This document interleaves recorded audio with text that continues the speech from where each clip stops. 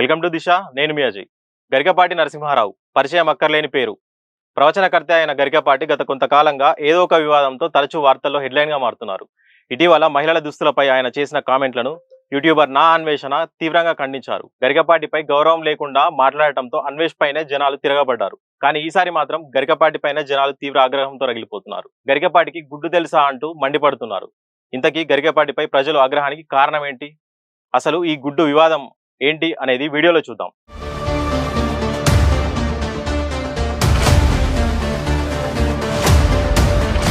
సాధారణంగా ప్రవచనాలు పక్కన పెట్టి ఏది పడితే అది మాట్లాడే గరికపాటి స్కూల్లో విద్యార్థులకు పెట్టే మధ్యాహ్నం భోజనంపై సంచలన వ్యాఖ్యలు చేశారు. విద్యార్థులకు మధ్యాహ్న భోజనం ముఖ్యమైంది, చదువు మిథ్యానమైంది అంటూ మాట్లాడారు. విద్యార్థులకు చదువు అక్కర్లేదని, భోజనంలో గుడ్డు పెట్టారా, గాడిది గుడ్డు పెట్టారా అన్నది ముఖ్యమైందని చెప్పారు. అన్నం తినేవాడికి కోడిగుడ్డు పెట్టడం ఏంటి అంటూ సంచలన వ్యాఖ్యలు చేశారు.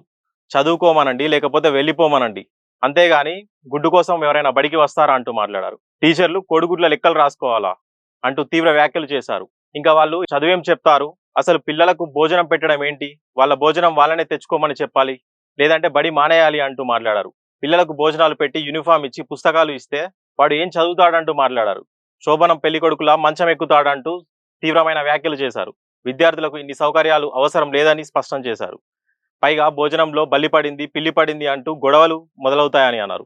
ప్రభుత్వాల దగ్గర డబ్బులు ఎక్కడ ఉన్నాయంటూ మాట్లాడారు. నువ్వు చదువుకుంటే చదువుకో, లేదంటే వెళ్ళిపో అంటూ గరికపాటి మాట్లాడిన వ్యాఖ్యలు ఇప్పుడు సంచలనంగా మారాయి. ప్రభుత్వాలు బాగా చదువు చెప్పాలి కానీ పుస్తకాలు, దుస్తులు ఇవ్వకూడదని అన్నారు. మళ్ళీ తమ ప్రభుత్వమే రావాలని ఇలాంటి సంక్షేమ పథకాలు తీసుకువస్తున్నారు అంటూ ప్రభుత్వాలపైన కూడా విమర్శలు చేశారు. అయితే గరికపాటి చేసిన ఈ వ్యాఖ్యలే ఇప్పుడు తీవ్ర దుమారం రేపుతున్నాయి. మిడ్ డే మీల్స్ పథకం ప్రభుత్వ స్కూళ్లలో చదివే విద్యార్థుల కోసం అమలు చేస్తున్నారు. ఈ పథకాన్ని 1995 ఆగస్టు 15న ప్రారంభించారు. 2001లో సుప్రీంకోర్టు ఆదేశాల మేరకు ప్రభుత్వ ఎయిడెడ్ ప్రాథమిక పాఠశాలల కోసం ఈ పథకాన్ని తీసుకువచ్చారు. ఈ పథకం ప్రకారం స్కూళ్లలో భోజనం తప్పనిసరి చేశారు. అయితే అప్పటి వరకు ప్రైమరీ విద్యార్థులకే ఈ పథకం ద్వారా భోజనం అందించగా 2004లో ఈ పథకాన్ని విస్తరించారు. ఫుడ్ మెనూ సైతం మెరుగుపరిచి 2007-2008 విద్యా సంవత్సరం నుండి ఈ పథకం ద్వారా ఉన్నత ప్రాథమిక విద్యార్థులకు సైతం భోజనాన్ని అందిస్తున్నారు. ఈ పథకం ద్వారా విద్యార్థులకు భోజనంతో పాటు ఉడకబెట్టిన కోడిగుడ్డును సైతం ఇస్తారు. అయితే విద్యార్థుల్లో పోషకాహార లోపం ఉండకూడదనే ఈ పథకాన్ని తీసుకురాగా కేవలం తెలుగు రాష్ట్రాల్లోనే కాకుండా చాలా రాష్ట్రాల్లో మిడ్ డే మీల్స్ పథకాన్ని ప్రభుత్వాలు అమలు చేస్తున్నాయి.